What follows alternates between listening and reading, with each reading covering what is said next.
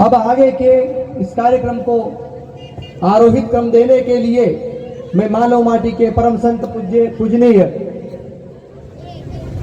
गुरुदेव पुलकित जी महाराज से निवेदन करूंगा। इन 4 पंक्तियों के माध्यम से पुलकित जी महाराज को यह मंच सौंपना चाहता हूं कि नहीं भूलेगा, नहीं भूलेगा, नहीं भूलेगा ये हिंदुस्तान बप्पा रावल की मूंछों के ताब को, नहीं भूलेगा ये हिंदुस्तान राणा सांघा की छाती पर लगे हुए उन 80 घाव को, नहीं भूलेगा ये हिंदुस्तान उस चेतक की टाप को, और नहीं भूलेगा ये हिंदुस्तान मेरे महाराणा प्रताप को। जय जय श्री राम, जय जय श्री राम। ये हमारी जगदम्बा स्वरूप माता और बहनें बहुत अच्छी आवाज से जय बोल रही है, लेकिन आप निठुर बैठे, क्या भगवान की जय नहीं बोल सकते? जय जय श्री राम, जय जय श्री राम। बहुत ही सुंदर आयोजन आप कर रहे हैं भैया। थोड़ी सी इसकी आवाज बढ़ा दो और इसका बेस कम कर दो आप, थोड़ा सा मेरा ऑलरेडी बढ़ा हुआ है। जय हो गुरुदेव। सेमली कला की धरती पे बैठे हुए मेरे हिंदू शेरों, एक बार दोनों हाथ ऊपर करके, और आज 22 जनवरी है, अयोध्या में बैठे उन राम लला के कानों तक इस सेमली की धरती से आवाज जाना चाहिए कि कोई हिंदू सम्मेलन हो रहा है, और सभी लोग बैठ कर के मेरे नाम के नारे लगा रहे हैं। जय जय श्री राम। भैया आवाज कम है आपकी, कुछ हाथ नहीं खुले, क्या तुम हिंदू नहीं हो? अगर जो हिंदू होगा वो अपने हाथ ऊपर कर लेगा, और नहीं होगा वो नीचे रख के बैठेगा। देखता हूँ जरा कितने हिंदू शेर यहाँ पे उपस्थित है। अरे इधर मेरे बेटे भाइयों जवानों, आने वाले आरएसएस बजरंग दल विश्व हिंदू परिषद के कार्यकर्ताओं जरा हाथ खड़े करो एक बार। जय जय श्री राम, जय जय श्री राम।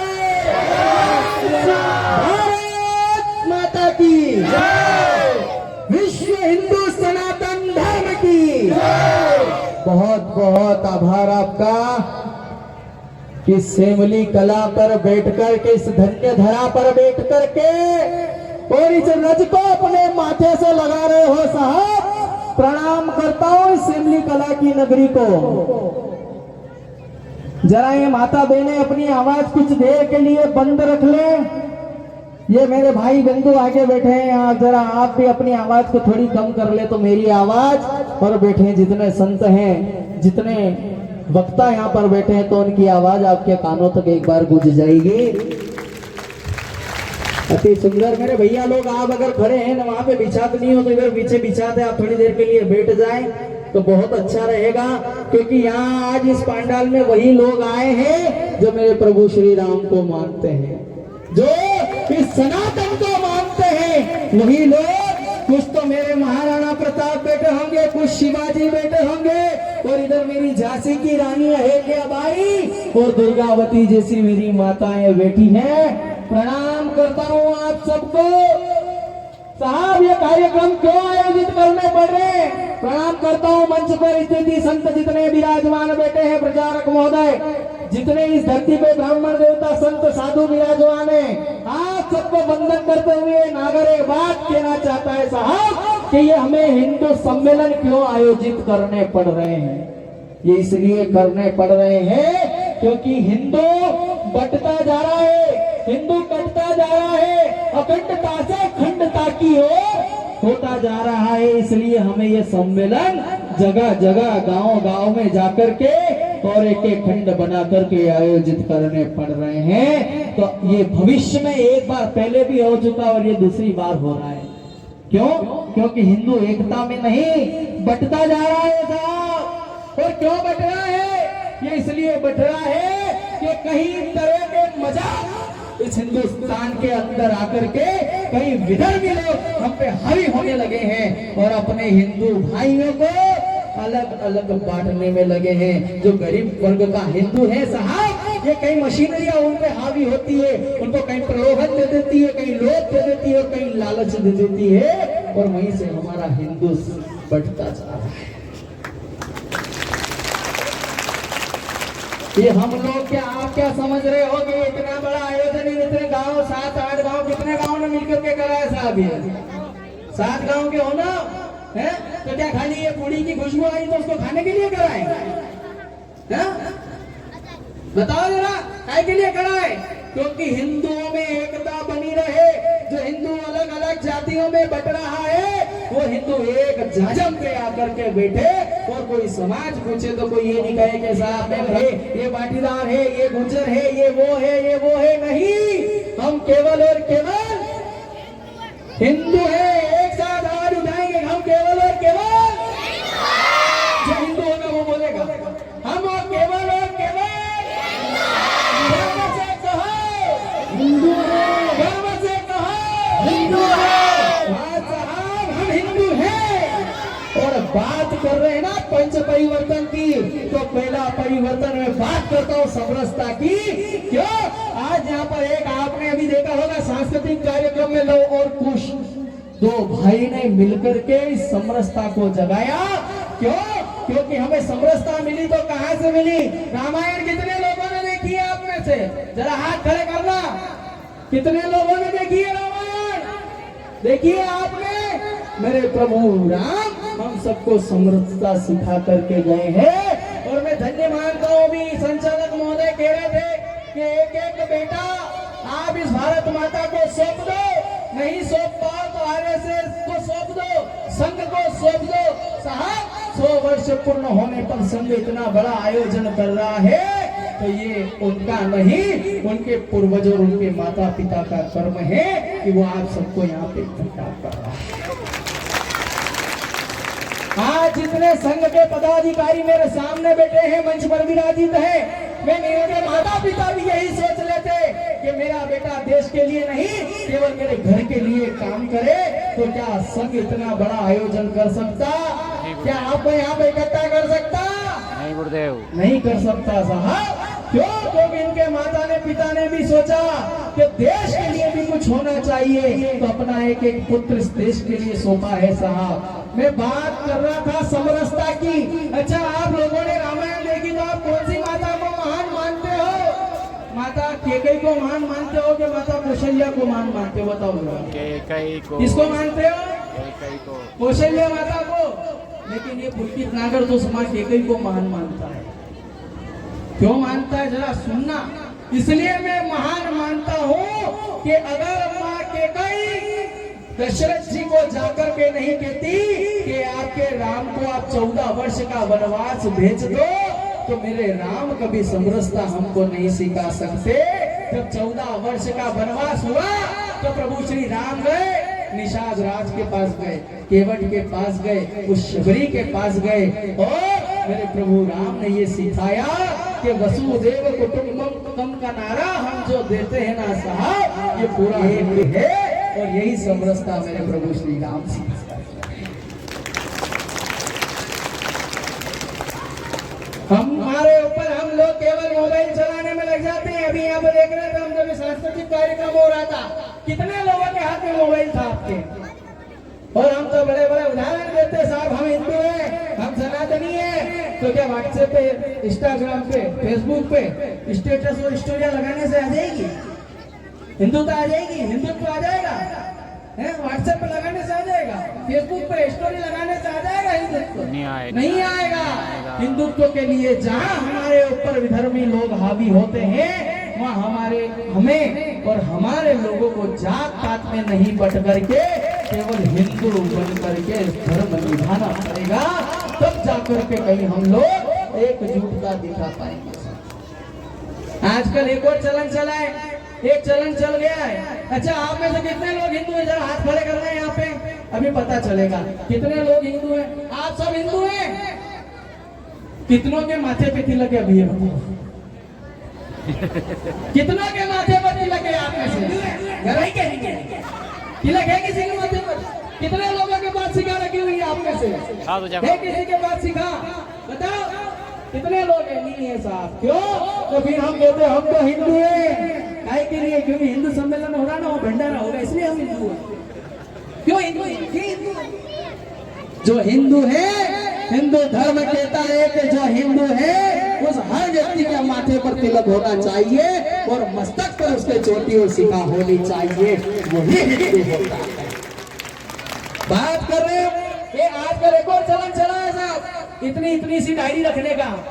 आजकल के मेरे युवा वर्ग कहाँ है, ये सारे युवा बैठे हैं ये आजकल बना रहे इतनी इतनी सी। हाँ बना, सनातन मना नहीं करता है, कहता है रखो डायरी। हमारे महाराज लोगों ने रखी हुई, संतों ने रखी हुई, साधु ने रखी हुई है, पर इतनी इतनी इतनी इतनी रखो। ये क्या बीच में जरा सा या तो साफ रखो या इतनी रखो। बहुत बढ़िया क्यों? क्योंकि ये बीच की कौन रखता है, ये बीच की वो विधर्मी लोग रखते हैं। कौन? वो विधर्मी। जानते हो ना, जो शुक्रवार को 2 बजे अपने घर से निकलते हैं माथे पे एक जाली वाली टोपी रख करके, हैं? वो लोग रखते हैं। तो कभी उनमें और हम में झगड़ा हुआ, अब अपने वाले की बीतती है, सही बात है, तिलक नहीं है, सही है, चोटी नहीं है, आया हिंदू वाले को मार के चला जाए, चला जाएगा। न फिर कहते हम साहब गर्व से हिंदू हैं। ये सनातन में रखो, पर इतनी दाढ़ी मत रखो, रखना हो तो इतनी रखो या फिर साफ कर लो। क्योंकि साहब वो लोग रखते हैं, शुक्रवार के दिन वो लोग नमाज पढ़ने के लिए जाते हैं, तो आप हिंदू लोग भी एक दिन निश्चित करो। अरे उनके तो एक ही देवता है, एक ही है, हमारे तो 33 कोटि है साहब, 33 करोड़ देवी देवता है हमारे सनातन के अंदर। हमें तो गर्व करना चाहिए कि उनको तो केवल एक दिन मिला है, हमको तो पूरे सातों के सातों दिन मिले हैं, उसमें भी देवता कम पड़ जाते हैं। हम 7 दिन में जा पाते हैं क्या? नहीं जा पाते हैं। सोमवार को भोलेनाथ के वहां जाओ, मंगलवार को हनुमान जी के वहां जाओ, बुधवार को गणेश जी के वहां जाओ, गुरुवार को गुरु जी के वहां जाओ, शुक्रवार को माता जी के वहां जाओ, शनिवार को शनिदेव के मंदिर में जाओ, रविवार को फिर हम इतनी माता जी हमारे कम है देवता नहीं है। लेकिन 7 दिन में से एक दिन हमें भी ऐसा निश्चित करना पड़ेगा कि मेरे युवा भाई अगर ये मंगलवार सुनिश्चित कर ले और मंगलवार को प्रातः काल जाकर के किसी हनुमान मंदिर में हनुमान चालीसा का पाठ करे और उसी दिन रात्रि में मेरी माता बहने उस मंदिर में कीर्तन करे और सभा को नाम दे सनातन एकता सभा, तो मैं कहता हूँ कि आप लोगों में हिंदुत्व लाने से कोई नहीं रोक सकता। अगर वो शुक्रवार को इकट्ठे हो सकते तो अपन मंगलवार को जा सकते ना हनुमान जी के वहाँ? नहीं जा सकते हैं क्या? बताओ जरा, जा सकते हो? तो एक संकल्प इस सेमली की धारा से लेकर के जाना साहब कि हम 7 दिन में कभी नहीं होगा तो एक दिन के लिए मंदिर पे जाएंगे और हम बड़े बुजुर्ग गए ना गए और हमारी युवा पीढ़ी को, हमारी आने वाली छोटे बच्चे जो हैं छोटे छोटे, आप लोग मंदिर जाते हो उनको साथ में लेकर नहीं जाते हो। अरे नहीं लेकर को जाओगे तो आने वाले समय में कौन बताएगा कि हमारे राम जी कौन थे, कृष्ण कौन थे, हनुमान जी कौन थे, दुर्गा कौन थी, काली कौन थी? साहब ये आप बताओगे तो आपका बच्चा सीखेगा, नहीं तो कोई और बताने नहीं आएगा। क्योंकि वो लोग छोटे छोटे बच्चों को देखो, आप रविवार के दिन भी कुछ लोग इकट्ठे होते हैं कि हम रविवार को कौन, वही जो ईसाई मशीनरी हम पर हावी होती जा रही है। मैं नहीं डरता हूँ किसी का नाम लेने से साहब, क्यों डरे? इस हिंदुस्तान की माटी के लिए जी रहे, हिंदुत्व के लिए जी रहे हैं हम, उनके धर्म पे कभी प्रतिघात नहीं करते और हमारे धर्म पे कोई प्रतिघात करेगा तो हम चुप बैठने वाले नहीं है। ये संघ के कार्यकर्ता कितने ही कार्य सेवक, आज वो दिवस है साहब। एक समय वो था जब कार सेवकों की जान कितनी चली गई थी और वहां के जो तात्कालिक थे ना नेता लोग, उन्होंने कहा था कि यहाँ पे परिंदा भी पर नहीं मार सकेगा, लेकिन आया एक माई का लाल भगवा वेश में और 22 जनवरी को श्री राम को उस तंबू से निकाल कर महल में बिठा दिया। दोनों हाथ ऊपर करके एक बार गए जय जय सिया राम, जय सिया राम। आज वो दिवस है साहब, आज गौरवशाली हो कि हमारी जो पिछली पीढ़ियां गई उन्होंने राम जी को तंबू से निकलकर कभी अपने महल में बैठे हुए नहीं देखा, लेकिन आज से 2 वर्ष पूर्व आपने, हमने और हमारे संतानों ने, उन आंखों ने प्रभु श्री राम को उनके स्थान पर बैठते हुए देखा। क्या बात करते हो साहब आप? ये सनातन है और इस सनातन में कोई भी विधर्मी हावी हो जाए, कितने ही पंथ निकले, कितने मजहब निकले, तो निकले कहां से बताओ? सनातन से तो निकले हैं। कहाँ से निकले? सनातन धर्म से निकले। अभी चल रहा, अभी हमारे यहाँ पे भी साहब लोग नमो बुद्धाय बोलते हैं, तो बुद्ध धर्म जो निकला कहाँ से निकला बताओ? कहाँ से निकला था?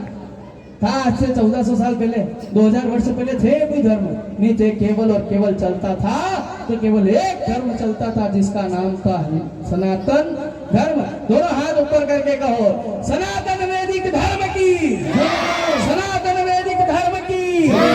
तो हम सनातन में जीने वाले लोग हैं साहब। और मेरी बहनों, आपसे भी मैं कहना चाहता हूं कि जरा आपके ऊपर कोई विधर्मी हावी हो जाए या आग उठा करके केवल ये मोबाइल पे स्टोरियां और रीलें बनाने से फुर्सत मिल जाए तो आगे भी सुन लेना।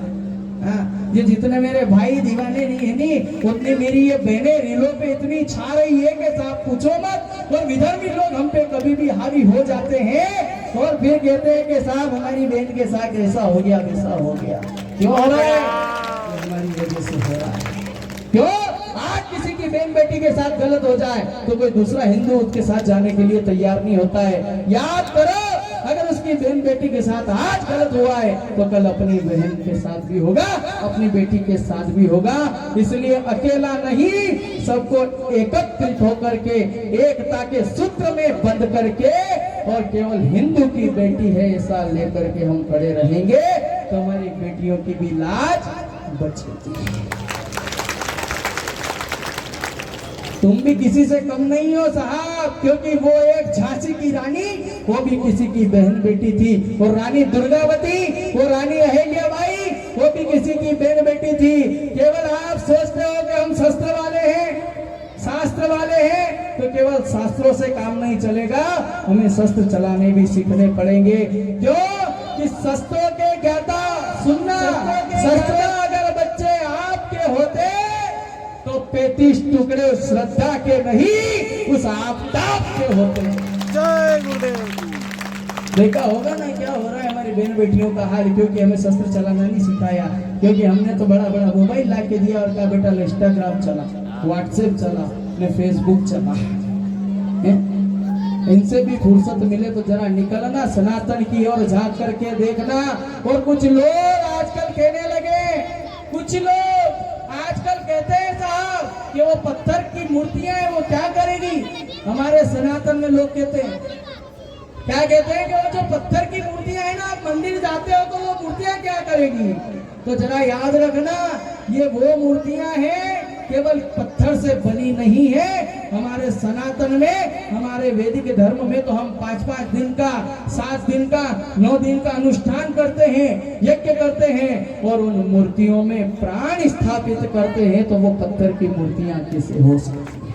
जय श्री राम। लोग कहते क्या करेगा वो तुम्हारा पत्थर। अगर बात सत्य हो, आपके हृदय को छू जाए तो बता देना इस सेवनी कला से एक एक व्यक्ति कि हाँ कोई मंदसौर से नागर आया था और कह करके गया है। वो पत्थर प्रभु श्री राम, तो पत्थर ने सहारा दिया था और मेरे प्रभु श्री राम रावण को मारने के लिए लंका नगरी में गए थे। चाहे उनके साथ हनुमान जी थे, बाली थे, सुग्रीव थे, दधिमुख थे, केरी थे, सट थे, निषट थे, अंगद थे, बड़े बड़े बलशाली थे, लेकिन जब समुद्र के पार जाना पड़ा तो राम नाम आधार जिन्हें वो जल में राह बनाते हैं, जिन पर कृपा राम करे वो पत्थर भी तीर जाते हैं। जय हो गुरुदेव, जय हो। ने सहारा दिया था जब उस ब्रज पे विपदा आई, गोकुल में विपदा आई, तब वो पत्थर मेरे भगवान श्री कृष्ण की एक छोटी सी उंगली से उठ जाता है और पूरा का पूरा जितना इंद्र कोप करता है तो सारा पानी वो पत्थर सोख लेता है। इस कलयुग के अंदर, इस कलयुग में आपने देखा होगा कि आज पत्थर ने साथ दिया। जब 2014 में भयंकर बाढ़ आती है साहब और उस उत्तराखंड से बर्फ गिरने लग जाता है, एक समय ऐसा आता है कि केदारनाथ का मंदिर बहने की दशा में होता है, लेकिन एक बड़ी सी चट्टान आती है और उस मंदिर को सहारा देती है और वो मंदिर बच जाता है। ये हमारे यहाँ पत्थर की महिमा है। और वो लोग कहते हैं कि जो पत्थर भगवान को सहारा दे सकता है, क्या वो पत्थर हम इंसानों को सहारा नहीं देगा क्या? क्या बताओ, इस सेमनी की धरती से आह्वान कर दो, क्या हिंदू जाग चुका है सब हिंदू चुप बैठने वाला नहीं है, क्योंकि एक एक हिंदू आजकल केवल और केवल बटता जा रहा है। हमें बटना नहीं है, कटना नहीं है। हाँ साहब, करने हो जो काम करो, लेकिन जब हिंदुत्व का नाम आ जाए या हमारे गांव का काम आ जाए, उस दिन जितनी भीड़ आज यहाँ पे ये भंडारे के लिए भेरी हुई है ना, उतनी की उतनी वैल्यू उस दिन भी हो जाना चाहिए कि जिस दिन हमारे गांव का कोई धर्म का कार्य उधर चल रहा है प्रवचन। शांति शांति। ये संत महात्मा जितने आए बोलने के लिए आए हैं, ये आए प्रचारक महोदय जितने बैठे हुए हैं, सारे संघ के कार्यकर्ता, तो ये काहे के लिए आए? क्यों अपना समय बिगाड़ा इन्होंने? ये इतने भी आप फुर्सत में थोड़ी है क्या? क्यों कितनी व्यस्तता है, उन व्यस्तताओं में से कुछ समय आपके लिए निकाल करके आए हैं साहब, कि हमारे हिंदू भाई जो अलग अलग बट रहा है, अखंडता से खंडता की ओर जा रहा है, उन सबको हम सब एक करें। क्यों? पहले के जमाने में महाराणा प्रताप लड़े, वीर शिवाजी लड़े, और उन्हीं के पद चिन्हों पर, प्रभु श्री राम के पद चिन्हों पर चलने वाले ये संघ के कार्यकर्ता एक बार इनके समान जो आपके नहीं, इस पूरे राजभर करके जगह जगह ये हिंदू सम्मेलन करा रहे हैं। हाँ, बात कर रहे हैं अपन। आजकल क्या है, महाराणा प्रताप किसी में नजर नहीं आता है। वीर शिवाजी देखा है कि किसी के अंदर नहीं होता है साहब? देखा किसी ने? नहीं देखा। क्यों? क्योंकि हमको भी आजकल जरा उनसे सोशल मीडिया से फुर्सत नहीं है साहब। हाँ, मैं कहता हूँ युवाओं, जाग जाओ, अभी भी समय है। क्योंकि पहले की वो माता बहने थी कि जल्दी जड़े तो ये सोचा कि दाता के शूर मैं तो रही से बाण जिंदी पर मत गवाजे नूर। और आजकल की मेरी माता बहने जरा सुनो तो, अपन क्या कर रहे हैं कि जन्नी जड़े तो ऐसो जड़ जैसे भूत भड़क, सब तरह की शूटिंग करते हैं। धर्म को काम करेंगे, नाम नाम लेनी न मुझे तड़प गजब है यार। कहाँ गए हम और कहाँ चले गए? अरे हम राम के देश में रहते हैं, कृष्ण के देश में रहते हैं, महाराणा प्रताप के देश में रहते हैं, वीर शिवाजी के देश में रहते हैं साहब। इस माँ राधा का देश है, सीता का देश है, झांसी वाली का देश है, लेकिन सारे महापुरुषों को भुला करके और हम अपने आप में उनसे भी बड़े बनने के लिए निकले हैं। तो भूल जाना कि आप बड़े ऐसे ही जीते रहे तो कुछ नहीं होने वाला है। एक विनती और मैं लोगों से करता हूँ, तमाम लोग जितने यहाँ बैठे हैं, जितनी जनता यहाँ पे इकट्ठी हुई है ना, आपसे मैं निवेदन कर देता हूँ कि जरा कुछ शब्द जो हमारे हिंदू सनातन के, जो हमारे हिंदी परंपरा के, हिंदी रिवाजों के, उन शब्द का उपयोग ज्यादा करें। क्योंकि जितने पुराने लोग बैठे हैं ना, ये तो सत्य है कि ये लोग तो नहीं करते, लेकिन मेरे जितने युवा भाई बैठे हैं, ये जितनी मेरी माता बहनें बैठी हैं, आप जरा ध्यान देना कि कहाँ जा रहा है हमारा देश और किस संस्कृति की ओर हम ले जा रहे हैं। जो हमारा नहीं है उसको भी हम बताने में लगे हुए हैं। जरा याद करो आप लोग, पहले के जमाने में केवल अपने माता पिता को माता पिता कहते थे। ये जितने साफे वाले बैठे हैं ना, जितने लुगड़े वाली बाई बैठी है, जानते होंगे कि माता पिता को माता पिता या दाई दाई जी ऐसा बोलते थे। और आजकल क्या कर रहे हैं हम लोग? क्या कह रहे हैं जरा बताओ तो मेरी माताओं। क्या? Mummy papa. यहाँ भी ठीक था, बड़े बड़े स्कूलों में भेज दिया, उनमें जो अंग्रेजी माध्यम के स्कूल होते हैं, जिनसे हमारा सनातन का कोई लेना देना नहीं है, जहाँ तिलक लगाने से रोका जाता हो, जहाँ हाथ में कलावा बांधने से रोका जाता हो, ऐसे स्कूलों में भेज रहे। और वो कह रहे कि बेटा अपने पिताजी को कहो डैड, न मम्मी को कहो मॉम। अब इनका अर्थ मालूम है? अर्थ आपको नहीं मालूम है तो सुन लेना, और जिनकी संतान अगर ये कहती हो तो बंद करवा देना। और मैं तो कहता हूँ कि भले आप अच्छा पढ़ा लोगे, लिखा लोगे, लेकिन अपने बेटे को संस्कार नहीं दे पाओगे आप। क्यों? कि वो बड़ा होगा, बड़े स्कूल में भेज दिया, इंजीनियर बना दिया, डॉक्टर बना दिया, या बड़े बड़े अधिकारी बना दिए आपने, लेकिन कहाँ बनाए? उस स्कूल में जहाँ पे तिलक लगाने से मना कर दिया जाता हो, जहाँ पे कलावा बांधने से मना कर दिया जाता हो, जिस स्कूल में भारत माता की तस्वीर नहीं हो, जिस स्कूल में सरस्वती माता की तस्वीर नहीं हो, जिस स्कूल में हमारे महापुरुषों की तस्वीर नहीं हो साहब, उन स्कूलों से अपनी अपनी टीसी निकाल लेना। याद कर, और कुछ शब्द कह रहा हूँ, केवल इन पे जरा सा ध्यान दे लेना कि ये मोम खिलवाना एक तो बंद कर देना। मोम किसको कहते हैं माताओं? मोम कहते हैं मोमबत्ती को। तो क्या तुम मोमबत्तियां हो? हैं? डेड कहते हैं डेड बॉडी को। तो तुम क्या पुरुष डेड बॉडी हो? अरे जिंदा होकर के इतना मरने का शौक है तो क्यों जी रहे हो रे सनातनियों?